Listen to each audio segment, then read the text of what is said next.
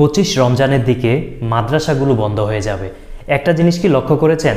হাফেজিয়া যে মাদ্রাসা রয়েছে, যেখানে ছাত্ররা থেকে পড়ালেখা করে, কোরআন শিক্ষা অর্জন করে, মুখস্থ করে, সেই মাদ্রাসাগুলো 25শে রমজানের আশেপাশে 2-1 দিন আগে পরে যখন বন্ধ হয়ে যাবে, ম্যাক্সিমাম ছাত্ররা যখন নিজ বাড়িতে চলে যাবে, পিতামাতা এসে নিয়ে যাবে, কেউ কেউ আত্মীয় স্বজন এসে নিয়ে যাবে, কিন্তু কিছু বাচ্চা সেখানে থেকে যাবে যাদের কারো পিতা নেই, কারো মা নেই, কারো বাবা মা উভয়ই নেই, কারো কারো ক্ষেত্রে আত্মীয় স্বজন নিকটাত্মীয় তারাও নেই।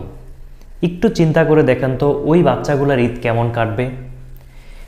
দিন শেষে, বছর শেষে যখন ছুটি হয়ে যায় মাদ্রাসা, ম্যাক্সিমাম ছাত্ররা যখন চলে যাবে, সহপাঠীরা তারা ওই মাদ্রাসার দরজায়, মাদ্রাসার জানলায় দাঁড়িয়ে থাকবে, অথবা সেখানে তাদের আত্মীয় স্বজনের অপেক্ষা করবে, কিন্তু তাদের তো এমন কেউ নেই যে তাদেরকে দেখতে আসবে।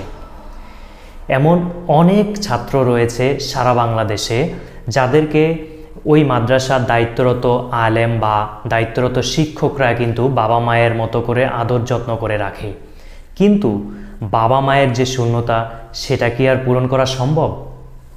আমি কথাগুলো এজন্যই বলছি, ভিডিওটি বেশি বেশি শেয়ার করে রাখুন।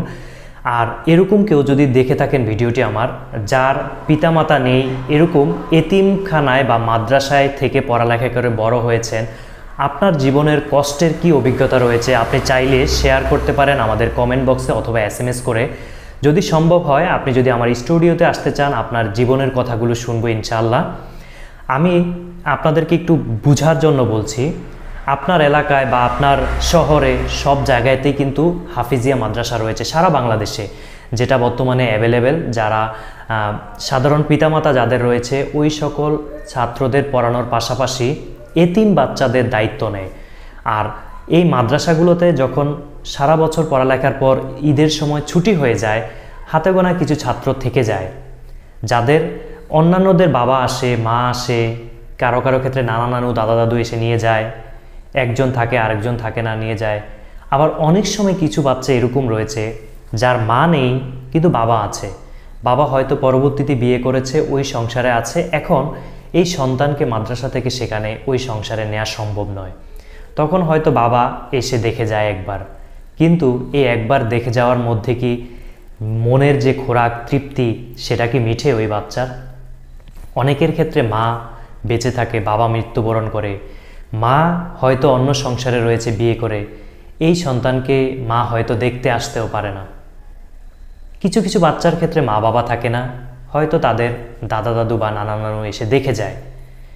আবার অনেকের ক্ষেত্রে এতটাই নির্মম যে কেউই থাকে না, বাবা মা, দাদা দাদু, নানা নানু।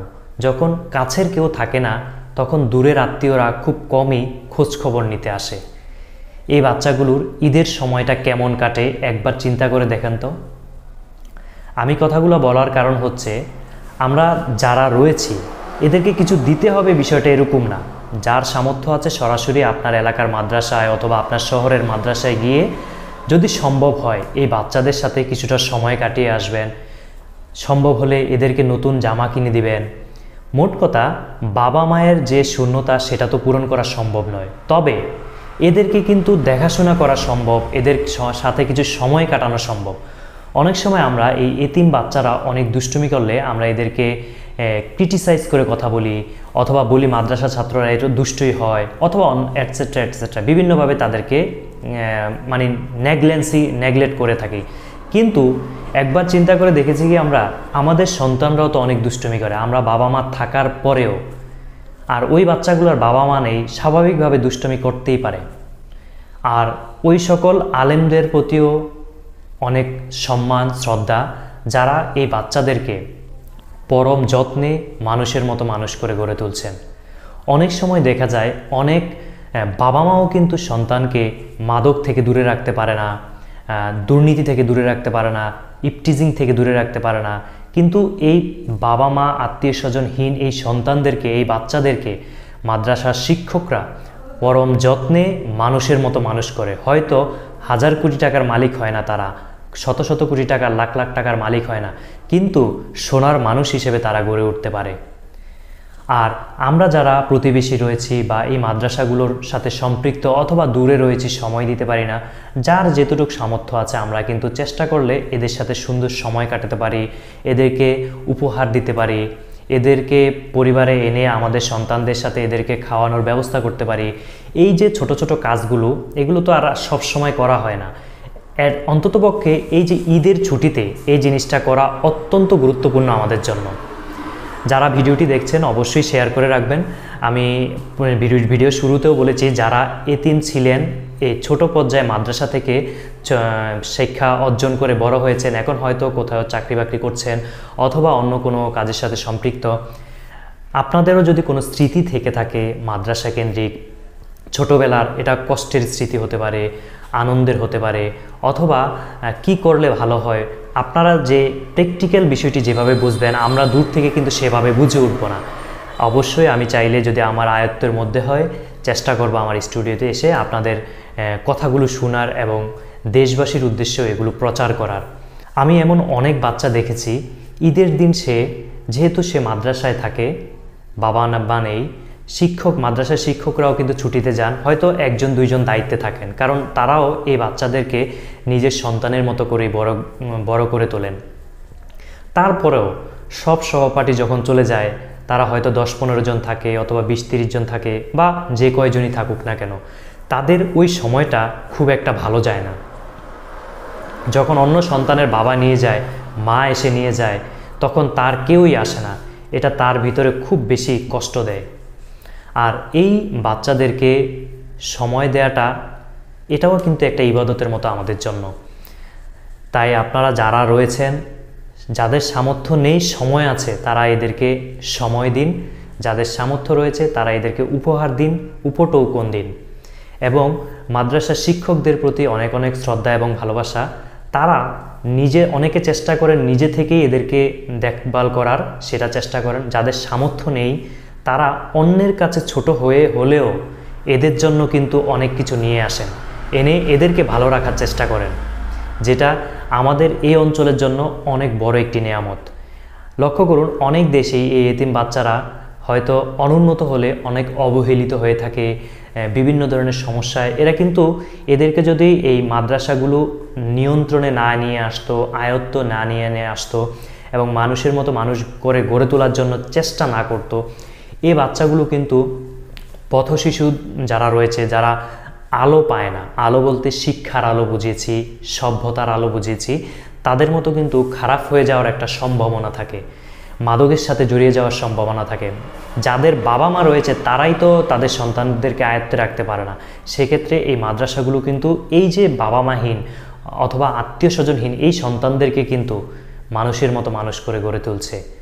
এবং এই সন্তানদের দায়িত্ব কিন্তু শুধুমাত্র এই মাদ্রাসার শিক্ষকদের নয়, অবশ্যই এই সোসাইটিতে আমরা যারা বসবাস করি, আমাদের এবং আমাদের যাদের সময় রয়েছে তারা সময়ের মাধ্যমে হোক, আমাদের পরিবারের সাথে এই বাচ্চাদেরকে সম্পৃক্ত করে হোক, যে কোনোভাবেই হোক না কেন, এদের যাতে মানসিক বিকাশ হয়, এদের যাতে মনস্তান্ত্রিক অগ্রগতি হয়, উন্নতি হয়, এই বিষয়টি আমাদের সবার লক্ষ্য রাখা উচিত।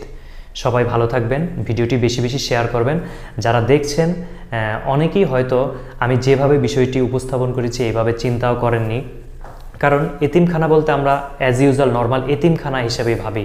আসলে এই এতিমখানায় এতিমদের ভিতরে যে কি বেদনা, এটা আসলে যাদের বাবা মা রয়েছে ছোটোকালে ছোট অবস্থায়, তারা সেভাবে বুঝে উঠতে পারবে না।